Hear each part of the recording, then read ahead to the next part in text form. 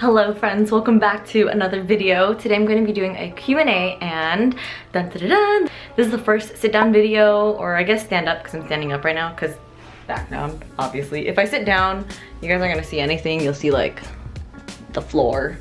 Anyway, if you guys recognize this tapestry, then you guys are OG, but if not, then this is a tapestry that I had a long time ago in my other apartment, and then I haven't used it since I've gone into my new apartment, which is now. And this is my first Q&A that I've ever done here, so pretty memorable. Anyway, I asked you guys to ask me some questions just really quick because I feel like a Q&A is long overdue. Also, thank you guys so much for asking me questions and for even watching this right now.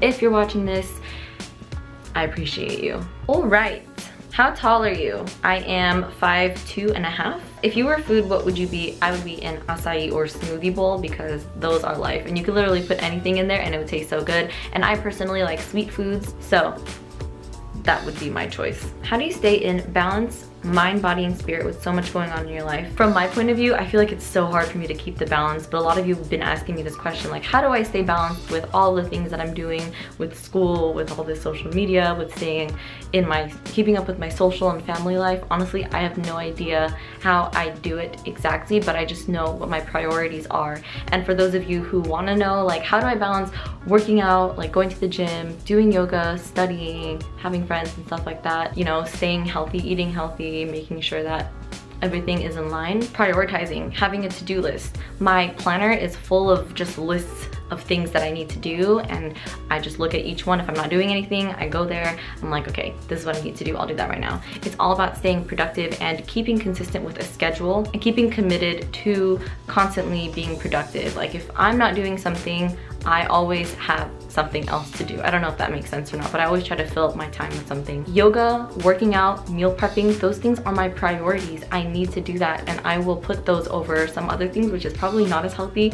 Sleep, for example, I do not get enough of. I average probably 5 to 6 hours a night, which I wish I got more because I feel like I'm in this constant state of tired, but that's how I've been getting things done. I guess you could take this as a tip and also a warning for those of you who think that you see people on social media and you're like, oh my gosh, they have their life all put together, how are they so perfect, blah, blah, blah. Like, nobody is perfect. Everybody has to dip into some kind of like energy storage or whatever. And I don't mean energy as in like, oh, fat storage or calories or whatever. I mean, some people have to sacrifice their spiritual life. Some people have to sacrifice their sleep. I almost just dropped my phone.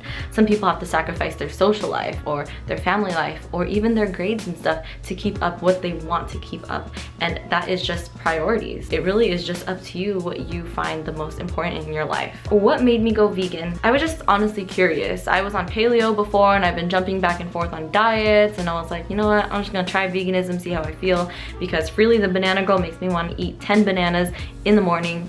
So I tried it, and while raw tofu or eating raw vegan or just overstuffing yourself with food you don't need isn't something that I would recommend now, when I was starting it out, that is definitely something that I needed to learn how to allow my body to have abundance of fruits and vegetables. That made me feel so much better physically and mentally, and I had never looked back since. Obviously, my diet has changed a lot since then because I've been tweaking my diet, like what I want to eat, what makes me feel good, what's convenient for my lifestyle. But back then, that's what worked out for me. And for a lot of people, going vegan a certain way, like eating all starches and no protein or like very low fat, or just eating like all almonds and avocados and salad and stuff. Different approaches might not work for different people, and so it's really important to find out, you know, what kind of foods that you like. And I know this has nothing to do with the question, but for those of you who are considering going vegan and you want to try eating vegan food, don't change up your whole diet, please. Just look at your diet now, take out the animal products, and or slowly, you don't even need to take out all of them, but say you eat like a typical American diet. So maybe this time, instead of buying regular cheddar cheese at the market, you'll try to buy vegan cheese and see how that is, and slowly just substitute different things that you're already used to for plant-based alternatives. That way it's an easier transition for you and you don't feel like you're changing into a whole lifestyle and shocking your body and your mind. I digress. Next question. Chocolate and peanut butter or chocolate and almonds? Chocolate and peanut butter, girl? What were you like when you were in high school? Were you popular? Did you go to parties? If so, what age did you start going to parties? I wouldn't call myself popular at all. I kind of went to parties, but to be honest with you, I've never really been a huge party person. I kind of tried, and sometimes I still do try. I'm like, oh my gosh, maybe I can go out and have a social life and have a couple drinks and hang out with friends, but I'm there and I'm like, I kind of just like want to go home and watch a movie. I just realized that, you know, this is who I am, and the things that I enjoy, the things that I enjoy. I was never one to really get into drinking to get drunk all the time for social reasons. Have you ever competed in something like a sport for school? In school, I did soccer up until like my junior year, swim in my freshman and sophomore year, and I did cross country. Do you still intermittent fast? Would you recommend doing it for a long period of time? I don't intermittent fast right now just because I have different goals that I want to achieve, and I noticed that intermittent fasting for me would produce different results, and so personally I just have held off on that. Honestly, I really like intermittent fasting. I feel really good on it. I like the feeling of being productive in the morning and like not feeling like kind of slowed down or sluggish by like heavy breakfast foods or just breakfast foods in general. So I mean, if that's something you want to try out, definitely do more research, make sure you're eating enough food as usual. That's something that I would like to go back to in the future, but right now it's just not applicable for the goals that I have at the moment. And so trying to be logical and pretty practical with that. Would I recommend doing it for a long period of time? Honestly, it depends on you. A lot of these questions are always going to be, it depends on you. How do you feel? Do you like intermittent fasting? Do you feel good on it after 30 days, or do you feel like it's not working out for you? I recommend it for a long period of time if you feel really good on it and you're not experiencing any damaging or negative impacts from it after a long period of time. Like if you feel good, do it for a long time. If you don't feel good, stop. Or if you feel good like doing it for a medium period of time and then you start not feeling good, obviously just like don't do it. It's really up to you. Figure out what you like, how you feel, what your body likes, because everybody is different. What is your advice for being vegan when your friends and family are not? First, I would advise you to educate yourself properly so that when your friends and family ask you questions out of either curiosity or they want to attack your veganism, you have logical, evidence-based, fact-based answers. If people come at you and they attack you, just understand that they're coming from a place of either fear or the unknown. Like they don't know what veganism is, they don't know what you're eating, and maybe that's what they want to know. Maybe they're scared for your health, and that's totally valid. And it's important to understand that these people, most of the time, they just care about you. If they are making fun of you for it, most of the time they're just insecure, or they have something going on within their own minds about veganism that they're projecting onto you. So at the end of the day, it has nothing to do with you, except for the fact that, you know, you are vegan and you're going through this transition to veganism, but that's it. Anything else outside of that is not in your control, especially if you are answering their questions and talking to them in a friendly manner, informational, objective, you know, stuff like that. A big thing that I think is really helpful is being able to know the information confidently. So when they ask you, where do you get your protein? You know, how do you get your calcium? How do you incorporate that into your everyday meals? Is it hard? Is it expensive? What do you buy at the grocery store? And you know all those things. It's way easier for people to understand veganism and actually be more open to it, rather than somebody who's closed off and gets aggressive when somebody asks them about their veganism.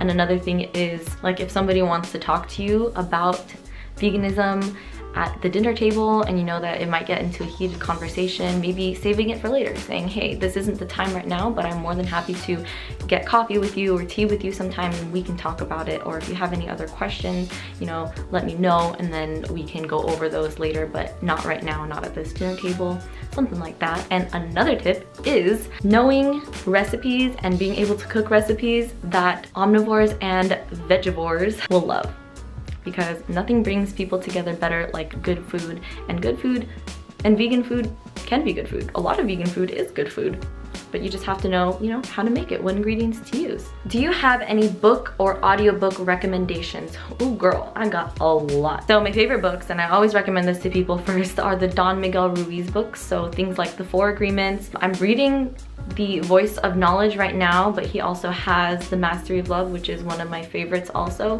Those are so essential and so like life-changing when it comes to self-love and understanding other people and just living life in a more gentle, compassionate, open-minded way. I've already read the books and listened to the audiobooks, but I find myself going back to it when I'm feeling lost or when I feel a little down, out of control.